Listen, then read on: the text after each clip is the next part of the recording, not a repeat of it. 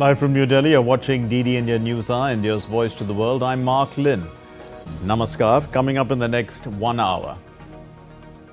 India's Prime Minister Narendra Modi returns home after a successful visit to Italy, participates in the G7 outreach session on artificial intelligence, energy, Africa and the Mediterranean. Leaders of the Group of Seven have issued the Apulia G7 Leaders Communique. They reiterate steadfast support to Ukraine, call for fostering partnerships with African countries, and reiterate their commitment to a free and open Indo-Pacific. South Africa's President Cyril Ramaphosa is re-elected for a second term after the African National Congress strikes a deal to form a national government. In sports, Rohit Sharma led India to lock horns with Canada in their final group stage match of the T20 World Cup.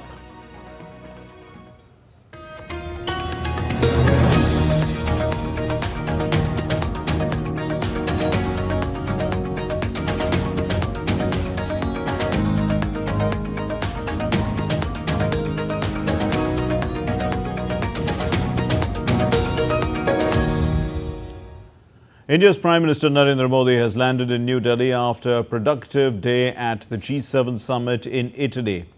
Earlier, Prime Minister Modi, in a social media post on X, said, and I quote, "had a very productive day at the G7 summit in Apulia, interacted with world leaders and discussed various subjects. Together, we aim to create impactful solutions that benefit the global community and create a better world for future generations. I thank the people and government of Italy for their warm hospitality." Prime Minister Narendra Modi had addressed the outreach session on artificial intelligence, energy, Africa and the Mediterranean at the G7 summit in Apulia, Italy on Friday. Prime Minister expressed that it was a matter of great satisfaction for him to be attending the summit after his re-election in the largest democratic exercise in the history of humankind. He expressed that for technology to be successful, it had to be underpinned by a human-centric approach. In this context, he shared India's success in leveraging digital technology for public service delivery. Talking of India's AI mission premised on AI for all, Prime Minister emphasized that this technology should be aimed at fostering progress as well as well-being of all. And he also underlined that with this broader objective, India was fostering international collaboration as a founding member of the Global Partnership for AI. Prime Minister also elaborated on India's energy transition pathway, noting that its approach was based on availability, accessibility, affordability and acceptability. He mentioned that India was working towards achieving the target of net zero by 2070. Alluding to India's mission life, he called upon the global community to join the tree plantation campaign launched by him on World Environment Day, which is Plant4Mother. And the Prime Minister called for giving priority to the concerns of the Global South, in particular Africa. And he recalled that it was a matter of honor for India that the African Union, or AU, was admitted as a permanent member of the G20 under India's presidency. Later, leaders from the world at the Outreach Nation session of the G7, they posed for a group photograph.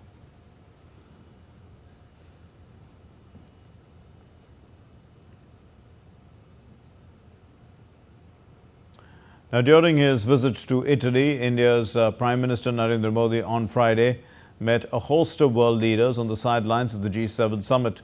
Prime Minister Narendra Modi met the US President Joe Biden, and both the leaders committed to keep working together to further global good. Prime Minister Modi also met his Italian counterpart Giorgia Meloni. The two leaders, they noted with satisfaction the regular higher political dialogue, and they reviewed also the progress of the India-Italy strategic partnership. They discussed important regional and global issues and agreed to strengthen cooperation in global fora and multilateral initiatives, including the India-Middle East-Europe Economic Corridor.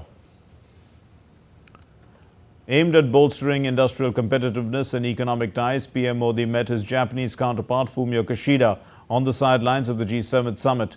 The two leaders reaffirmed their commitment to the Indo-Pacific, to the Indo-Japan Special Strategic and Global Partnership, and they discussed expanding cooperation across various sectors, including the landmark Mumbai-Ahmedabad high-speed rail project and Japan's planned 5 trillion yen investment in India. This is from 2022 to 2027. Prime Minister Modi met the German Chancellor Olaf Scholz. They recalled the India-Japan strategic partnership, which plays a major role in furthering global growth, which is inclusive and sustainable. Prime Minister Modi and the Brazilian President Lula da Silva met also on the sidelines of the G7 summit. Brazil is the current chair of the G20. India was the previous one. Prime Minister Modi offered his best wishes to the French President Emmanuel Macron for hosting the upcoming Paris Olympics 2024. Both the leaders discussed a wide range of topics like increasing partnership in key areas of defense, AI, critical technology and space. Mentioning dialogue and diplomacy amid Russian invasion, the Prime Minister Modi, held a bilateral meeting with the with the President of Ukraine, Volodymyr Zelensky, on the sidelines of the G7 summit in Italy.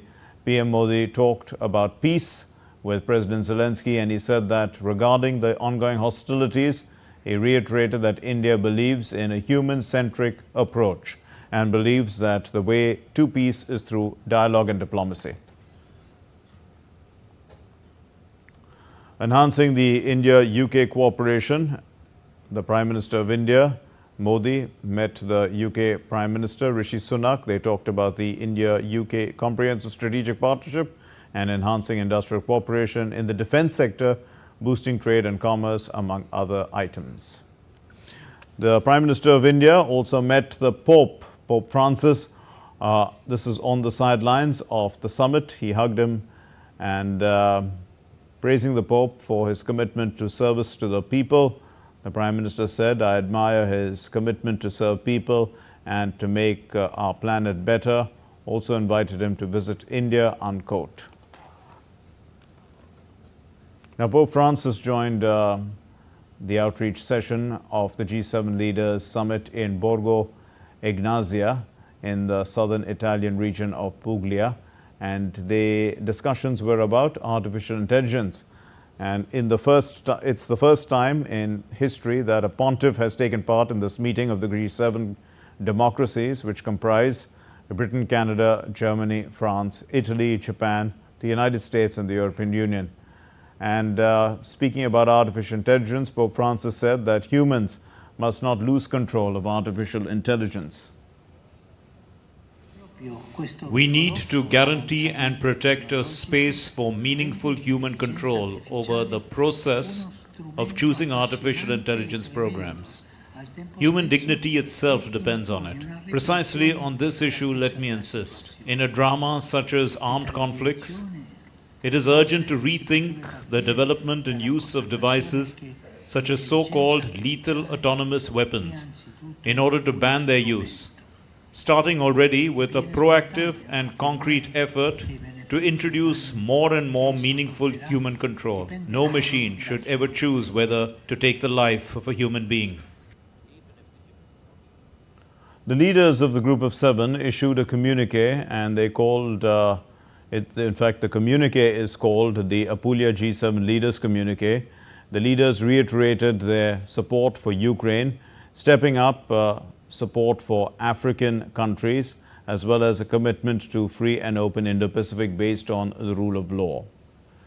They reiterated their unwavering support for Ukraine by continuing to provide military, budgetary, humanitarian and reconstruction support. This is to Ukraine and its people. They reiterated their condemnation of the brutal terrorist attacks conducted by Hamas and other terrorist groups against Israel on the 7th of October 2023. The leaders committed to stepping up their support for African countries in efforts to achieve sustainable development and local value creation, also strengthening democratic governance and contributing to global stability and prosperity, and protecting the rule-based international order. They reiterated their commitment to a free and open Indo-Pacific based on the rule of law, which is inclusive, prosperous and secure, grounded on sovereignty, territorial integrity, and also peaceful resolution of disputes, fundamental freedoms and human rights. And the leaders reiterated their determination to address the triple global challenges of climate change, pollution and biodiversity loss.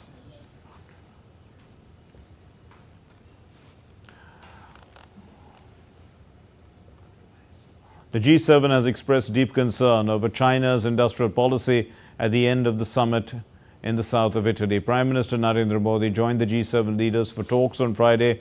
That's after they clinched a deal on issuing a $50 billion loan to Ukraine using frozen Russian assets on the opening day. Now, from the Italian city of Bari, the DD India correspondent Giles Gibson takes a look at the key takeaways from that joint statement. Heading into this G7 summit, both the US and the European Union issued new tariffs on Chinese electric vehicles, and now the G7 as a whole is warning about its concerns about China's, quotes, harmful overcapacity and the impact on their economies of cheaper imports coming from China. Now, the G7 are insisting in this joint statement that they're not trying to hold back China's economic development, but Beijing is almost certain to respond in the same way that it did to those new tariffs on Chinese EVs, accusing the members of the G7 of, quotes, protectionism. When it comes to the conflict in Gaza, we saw in this joint statement the G7 leaders saying that they are united in supporting the US proposals for a ceasefire between Hamas and Israel.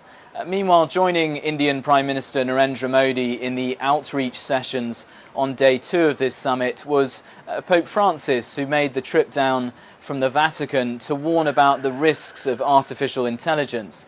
The Pope, of course, in the past has been a victim of so-called deep-fake images showing him wearing a papal puffer jacket, those images fooling many social media users around the world. And finally, in this joint statement from the G7, there is a pledge on something that is a really important piece of the host Italian Prime Minister Giorgia Meloni's domestic agenda. The G7 are now launching a coalition to pool their resources to crack down on illegal smuggling groups bringing migrants across different seas, such as the Mediterranean Sea. Giles Gibson in Bari, reporting for DD India. Still to come here on DD India News Hour. Switzerland to host a peace summit on June 15 and 16 in support of Ukraine President Zelensky's peace proposals. The situation in Darfur has once again triggered alarm, with significant rise in civilian casualties.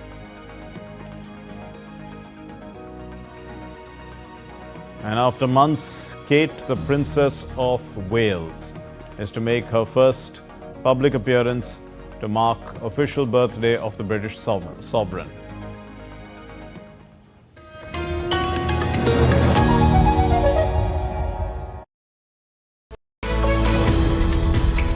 We just don't bring you the news as it unfolds. We get to the heart of the matter. We don't just present facts, we demystify complex social, political and economic events. We break stories that shape the world's present and future because you deserve the truth. I am Tanvi Taneja from New Delhi. I'm Ollie Barrett from London. I'm Nick Harper from Washington, D.C. Join us on DD India Global Monday to Friday at these times.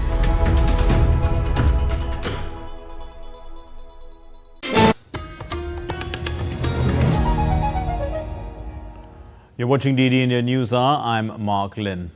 Now, the South African President Cyril Ramaphosa has been re-elected for a second term as part of a unity government, unity agreement between the Democratic Alliance Party and the African National Congress.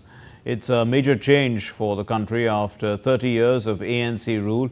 Ramaphosa had 283 votes versus 44 for Julius Malema. And Julius Malema is the leader of the opposition Economic Freedom Fighters Party. But this deal between the two sharply antagonistic parties is the most momentous political shift in South Africa since Nelson Mandela had led the ANC to victory in 1994 and marked the end of apartheid. The ANC lost its majority for the first time in an election on May 29. They've spent 2 weeks in talks with other parties to try and work out an agreement. They've long been seen as unbeatable in national elections, and the ANC lost their support in recent years as the voters seem to be weary about persistently high levels of poverty, inequality and crime. Also power cuts constant, and they believe that there's corruption in the party ranks. That's the voters believing that there's corruption in the ANC ranks.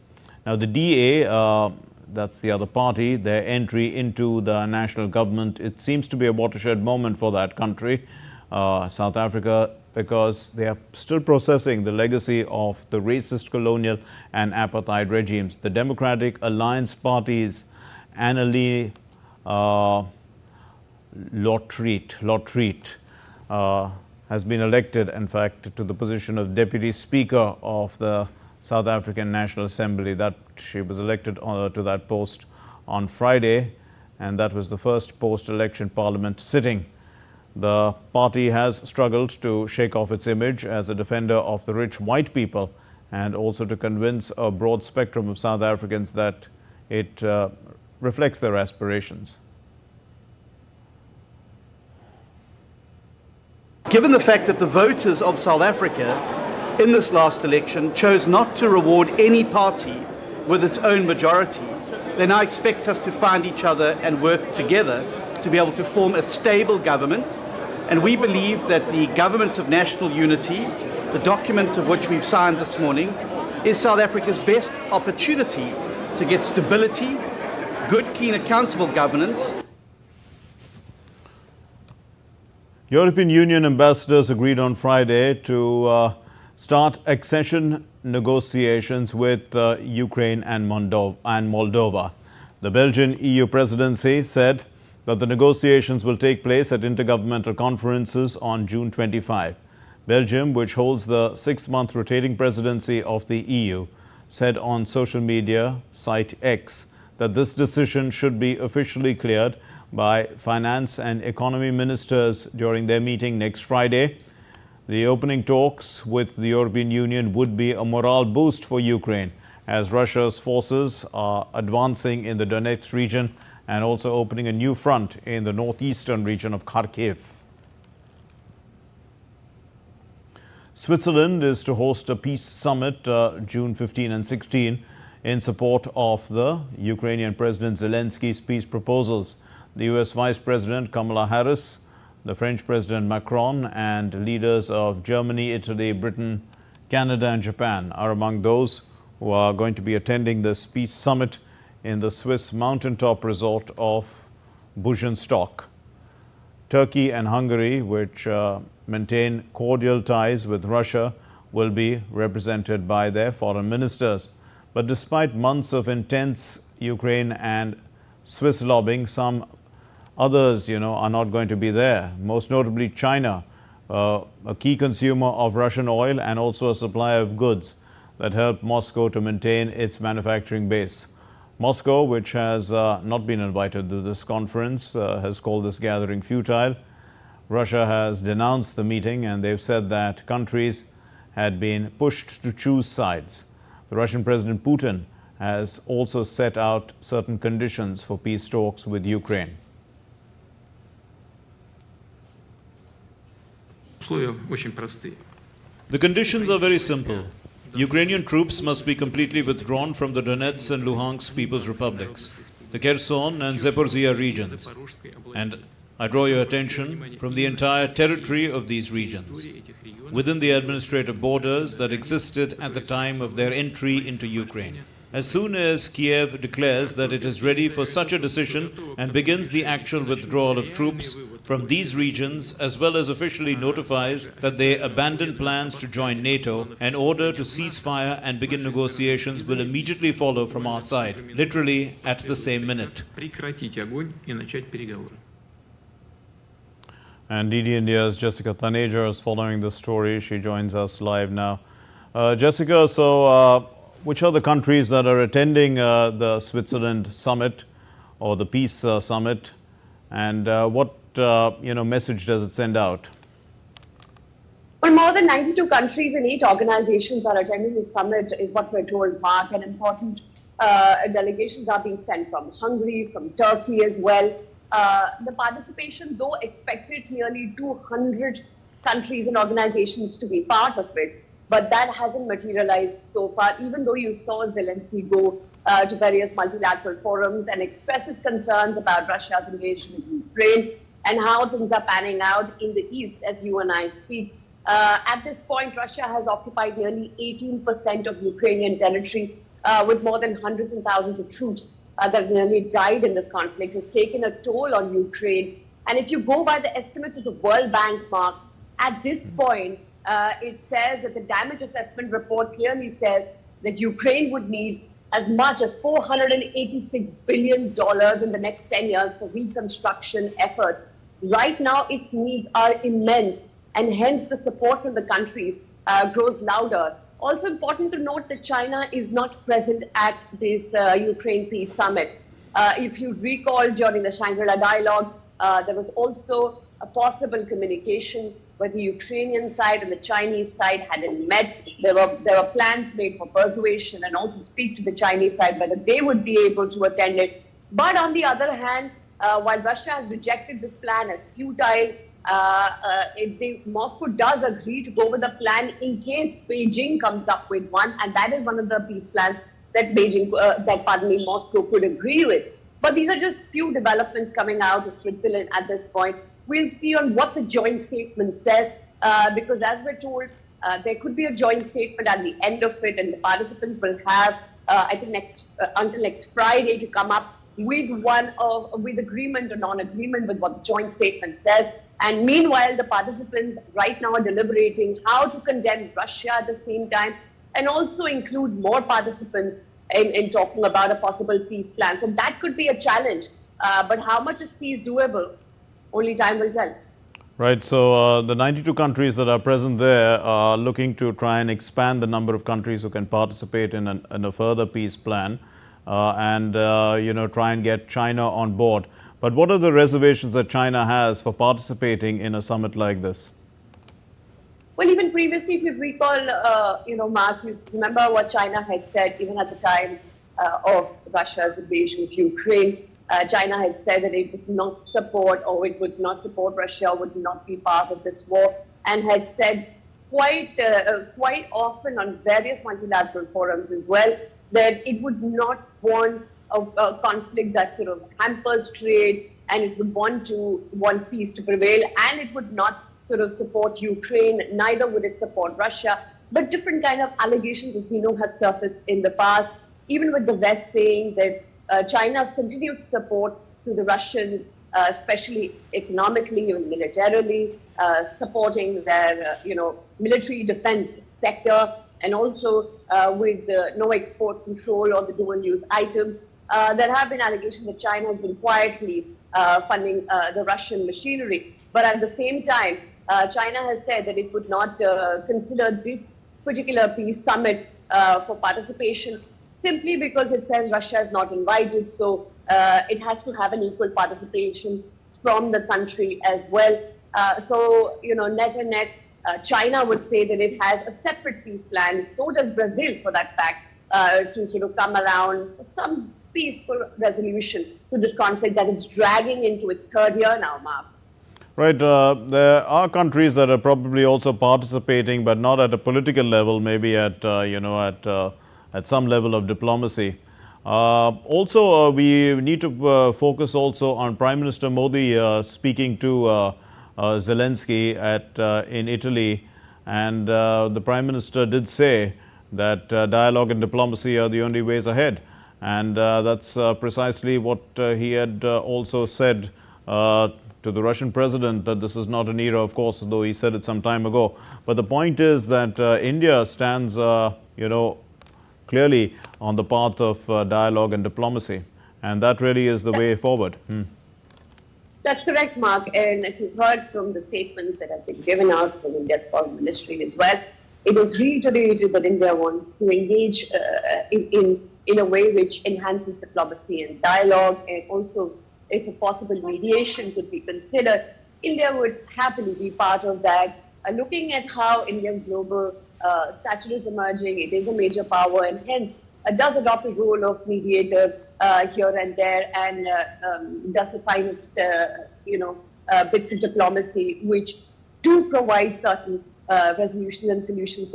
So in a way, India was looked at as a possible mediator, and its presence, would to an extent also enhance their atmosphere where there could be a possibility of some sort of stability. And India, on the other hand, would also want to ensure that there is peace and stability, and it could emerge as one of those key players that helped reach that goal.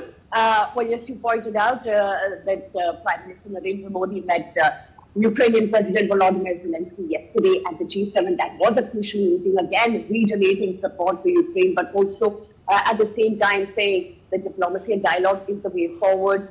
Confrontation would not help at this point.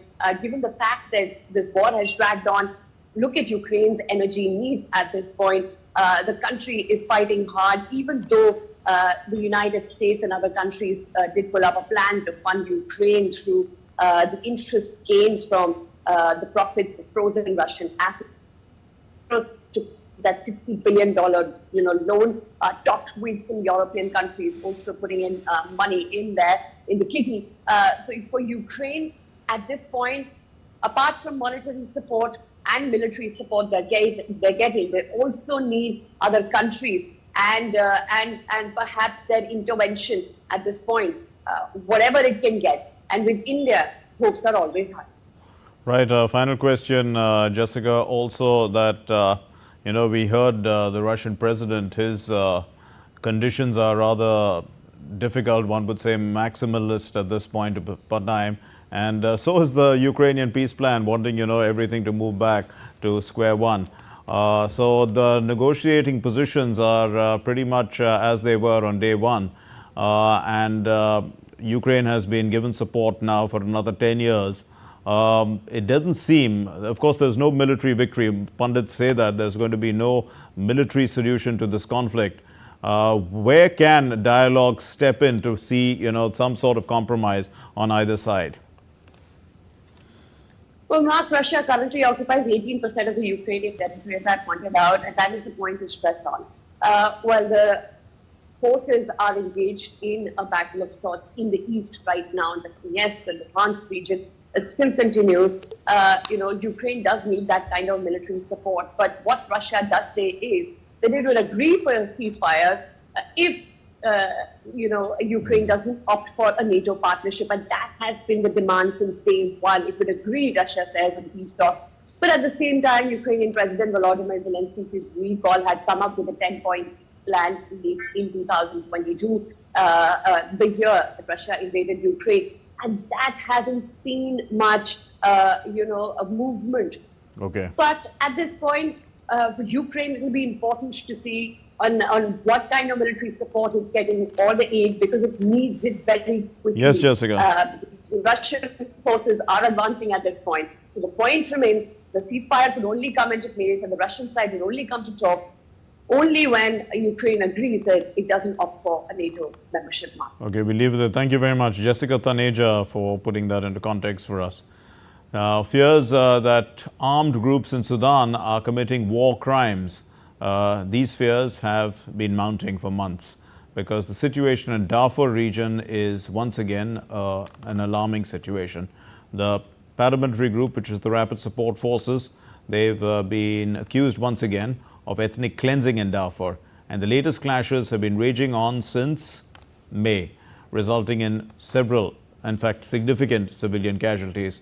Here's our report from our correspondent Naba Moidin from Port Sudan. This is not the first time that the Rapid Support Forces has been accused of racially motivated crimes.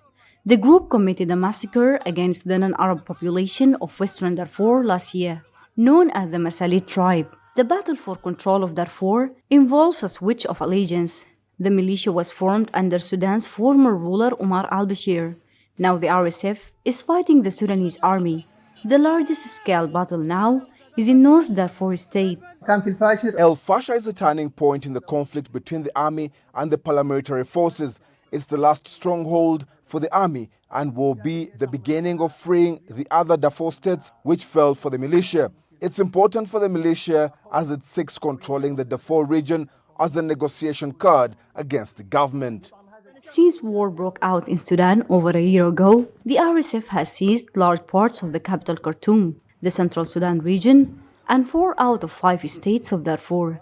That's caused the world's largest displacement crisis and a very complex humanitarian catastrophe.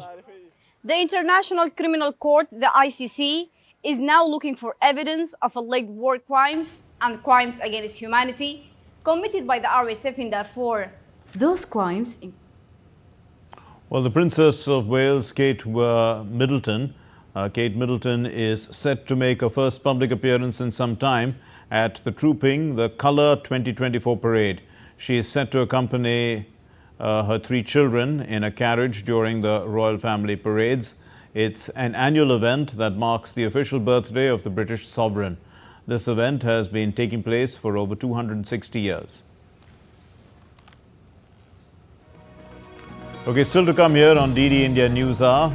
The 18th edition of the Mumbai International Film Festival for short films, documentaries and animation films gears up for its grand inauguration today. Gujarat's Smritivan Earthquake Memorial Museum in Bhuj joins UNESCO's most beautiful museums list, celebrating a timeless practice of yoga that celebrates oneness and harmony.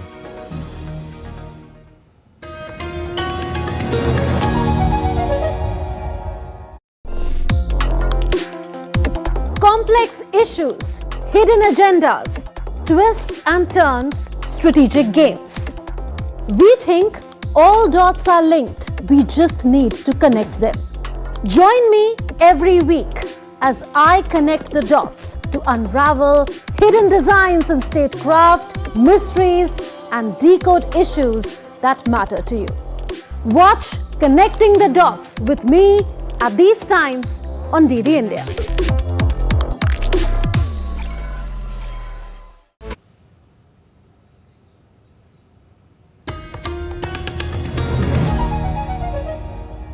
You're watching DD India News Hour. I'm Mark Lynn. Here's a recap of our main stories. Prime Minister Narendra Modi of India returns home after a successful visit to Italy, where he participated in the outreach session of the G7 Summit on Artificial Intelligence, Energy, Africa and the Mediterranean, and met several world leaders. Leaders of the G7, they've issued the Apulia G7 Leaders Communique, reiterating steadfast support to Ukraine, calling for fostering partnerships with African countries and reiterating their commitment to a free and open Indo-Pacific. South Africa's President Cyril Ramaphosa is re-elected for a second term after the African National Congress has struck a deal to form a national government. And in sports, Rohit Sharma-led India will be locking horns with Canada in the final group stage match for India in the T20 Cricket World Cup. The World Health Organization has designated the National Institute of Indian Medical Heritage, Hyderabad, a unit under the Central Council of Research in Ayurvedic Sciences, the Ministry of Ayush, as a WHO collaborating center for fundamental and literary research in traditional medicine.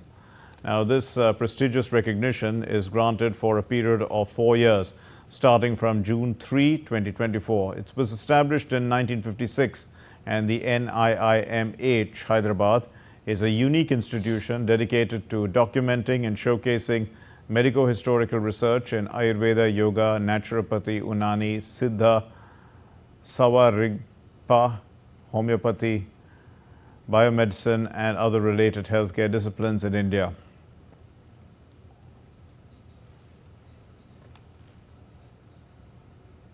Aligning with the vision of India's Prime Minister Narendra Modi for attaining energy independence by 2047 and to ensure self-reliance on coal, the Ministry of Coal and Mines will launch the 10th round of commercial coal block allocations or auctions during the next week. Now, the Union Minister for Coal and Mines, G. Kishan Reddy, has directed that complete transparency and revenue maximization should be ensured. During the 10th round of auction, about 62 blocks are likely to be offered without end-user restrictions. Coal produced from these commercial blocks is permitted to be sold by the allottee or the allocatee, in fact, in free market.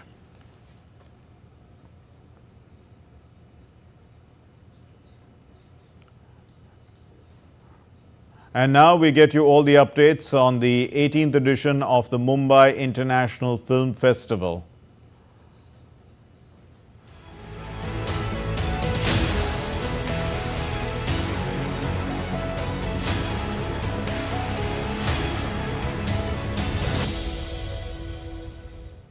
So anticipation is mounting as the 18th edition of the Mumbai International Film Festival for short films, documentaries and animation films is geared up for its grand inauguration today, marking the commencement of the cinematic celebration.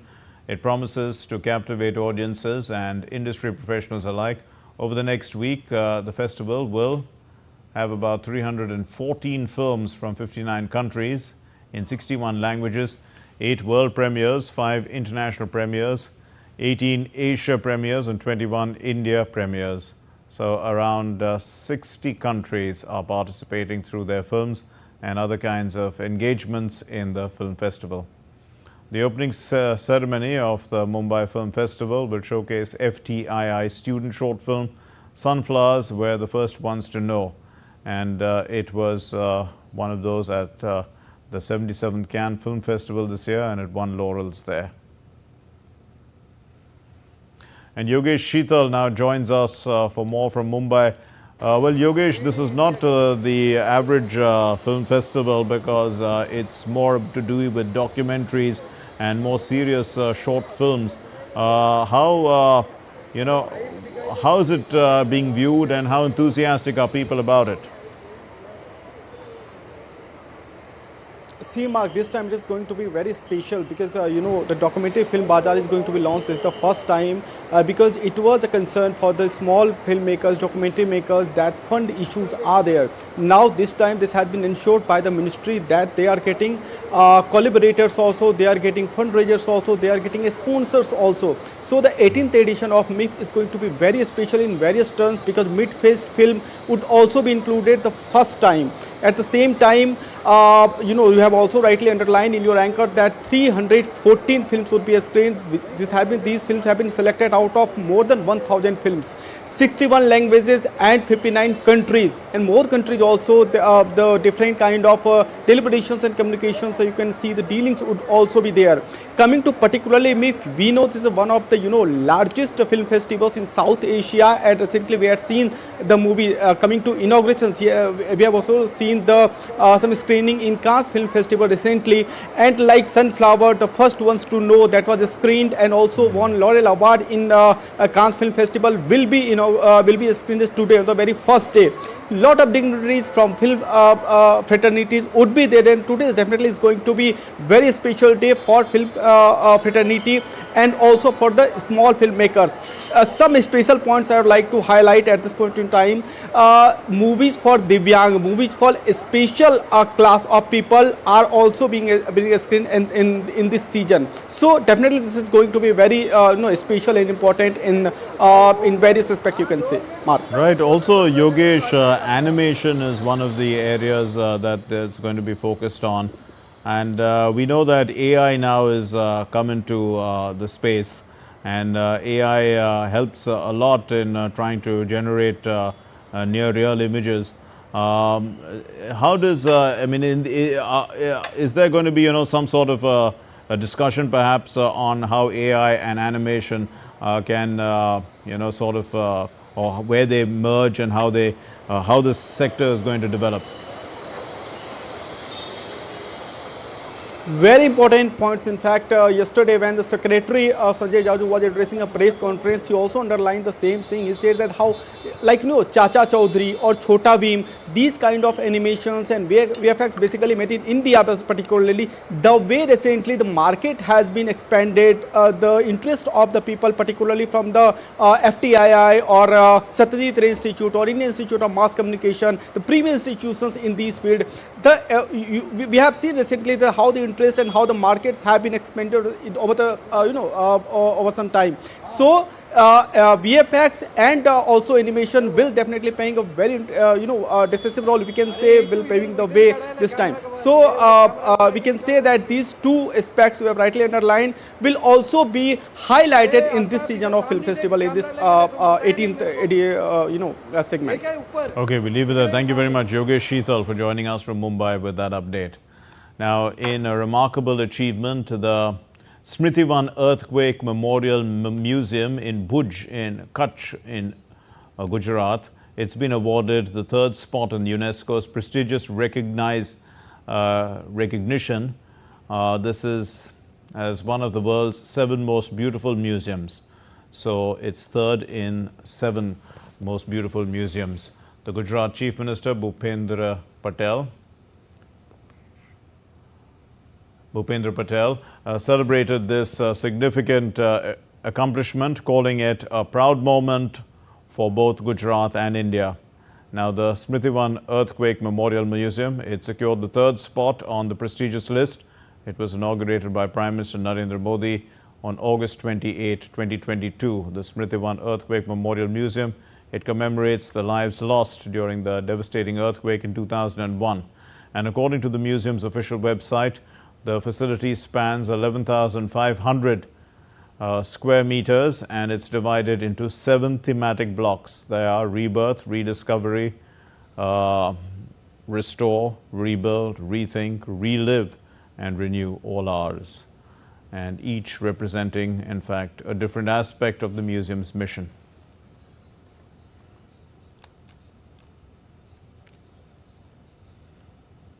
So let's get you an update now on the International Yoga Day, which is to be celebrated on the 21st of June.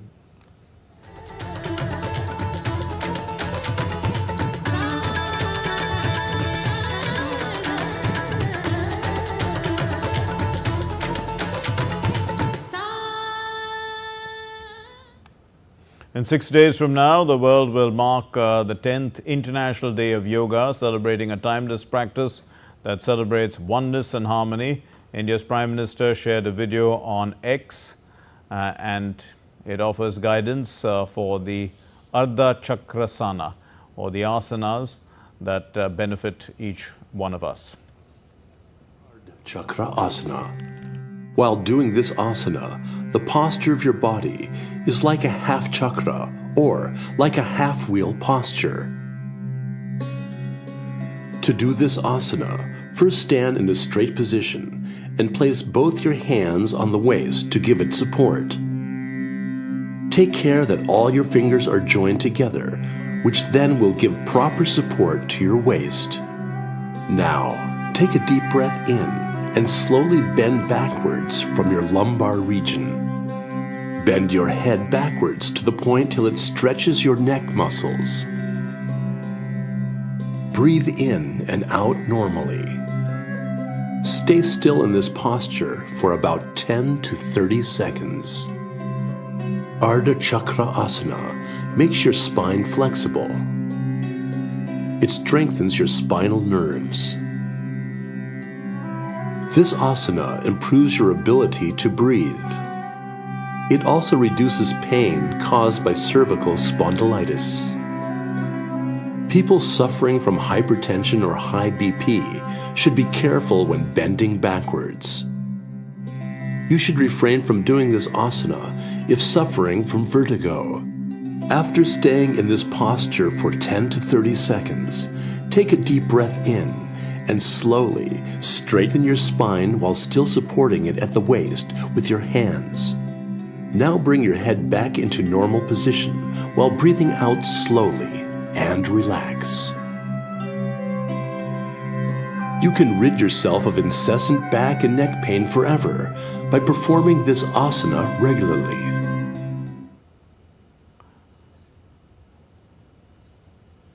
And members of a yoga camp in the North Indian city of Bareilly, they performed yoga asanas in parks to underscore the efforts of India's Prime Minister Narendra Modi. Experienced yoga instructors have been leading the yoga asanas, catering to both beginners and seasoned practitioners. Since 2014, the promotion of yoga has become a significant initiative under the leadership of Prime Minister Modi. And his efforts have led to a widespread resurgence of an interest in yoga both within India and globally. Still to come here on DD India News Hour. India is likely to attract about $50 billion in investments because of production-linked incentives. And the washout in the Florida T20 match propels USA to the T20 World Cup. Super 8s, Pakistan is out of contention. And Germany kick off their Euro 2024 campaign by thrashing the 10-man Scotland. They won 5-1.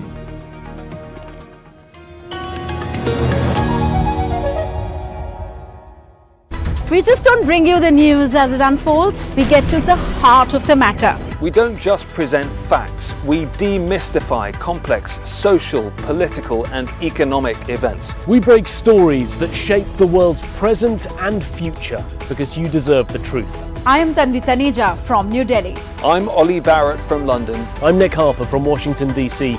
Join us on DD India Global Monday to Friday at these times.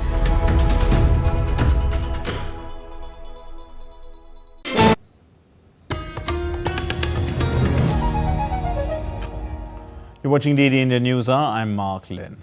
Now, India's forex reserves have jumped by US dollars 4.307 billion to a new all-time high of US dollars 656 billion for the week ended June 7. And the Reserve Bank of India had mentioned this on Friday. The previous record for the reserves, which serve as a crucial buffer against external sector disturbances, was at $648.87 billion, and that was on May 10. And they've expressed in dollar terms, where the foreign exchange, the foreign currency assets reflect the impact also of the appreciation or the depreciation of non-US currencies such as the euro, pound and the yen held in reserves.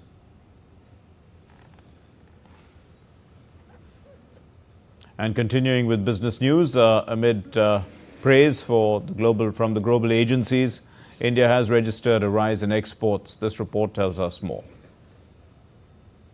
India's economy continues to rise. The latest metric reaffirming this is the increase in exports. According to data released by the country's Ministry of Commerce and Industry, India's total exports are estimated to grow at 10.25% in May 2024. Valued at $73.12 billion, the cumulative value of exports during April to May 2024 period rose by over 5%. India's merchandise exports grew by 9.1% at over $38.13 billion in May 2024.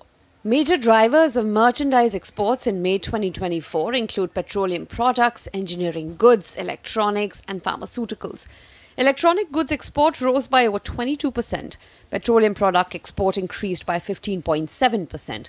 Drugs and pharmaceuticals export increased by 10.45%, while non-petroleum, non-gems and jewelry exports rose by over 8%. Analysts credit rebound in global trade, government incentives for manufacturing for the rise in exports. According to global ratings agency Moody's, India will remain the fastest growing economy in Asia Pacific in 2024.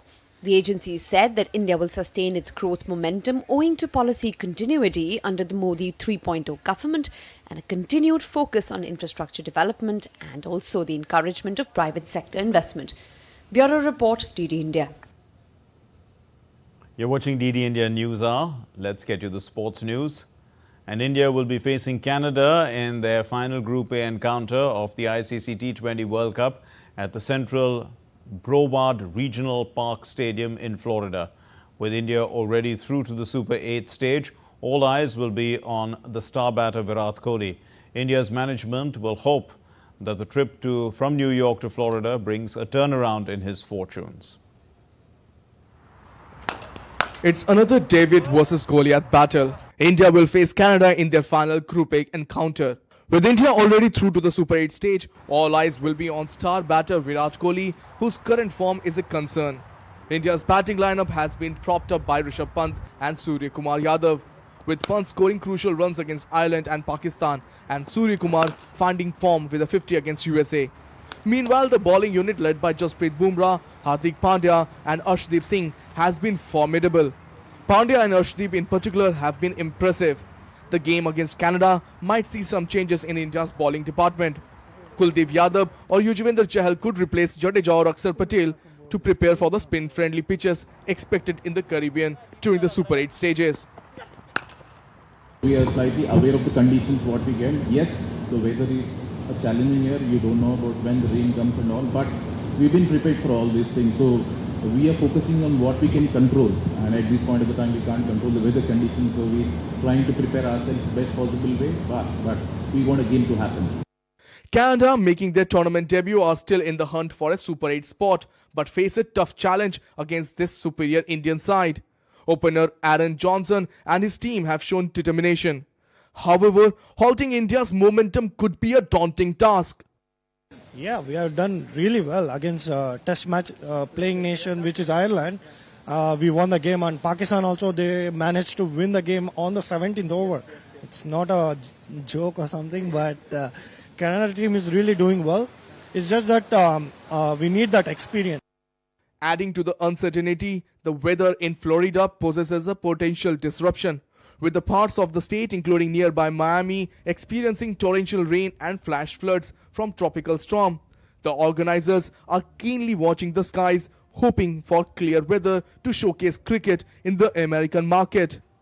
As India gears up for this match, fans will be hoping for clear skies and a return to form for Virat Kohli, ensuring a smoother path into the Super 8s and beyond. With Kapasan Shashaka, this is Tapush Bhattacharya for DD India from Florida. Well, the US has progressed to the Super 8 knockout stage of the T20 World Cup after their match against Ireland in Lauderhill in Florida was washed out. India have topped the Group A with 6 points, and the US has come in second with 5 points, which means that the third place Pakistan with 2 points has been eliminated. And Germany thumped Scotland 5-1 in their Euro 2024 tournament opener, with the host nation scoring 3 goals in the first half. The Germans scored through Florian Wirtz, Jamal Musiala and Kai Havertz. The penalty before Niklas Füllkrug and Emre Can added 2 more late in the second half. Scotland, who had defender Ryan Porteous sent off on the stroke of half-time, got on the score sheet in the 87th minute. The host nation has been hunting for a record 4th European title and the first major trophy after a decade. Germany next face Hungary on Wednesday before taking on Switzerland in their final Group A match. Well, let's now take let's give you a look at the highlights from India's Prime Minister Narendra Modi's successful visit to Italy for the G7 summit. And it was the 11th participation of India at this G7 summit, the 5th consecutive by Prime Minister Modi.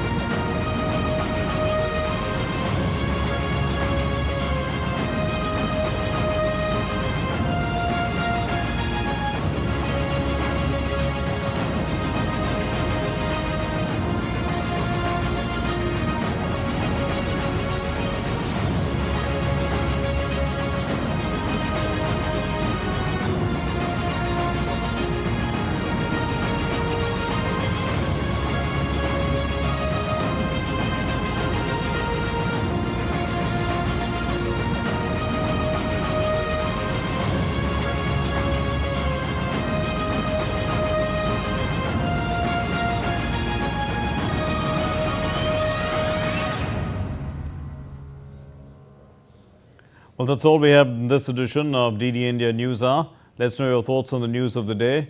And for those of you on the go, you can get all the latest updates from the world of politics, business, whatever, from the DD India mobile app. It's available on Android and iOS platforms. Scan the QR code and download it now. We'll be back with more news as it breaks here on DD India. I'm Mark Lynn. Thanks very much for watching. Namaskar.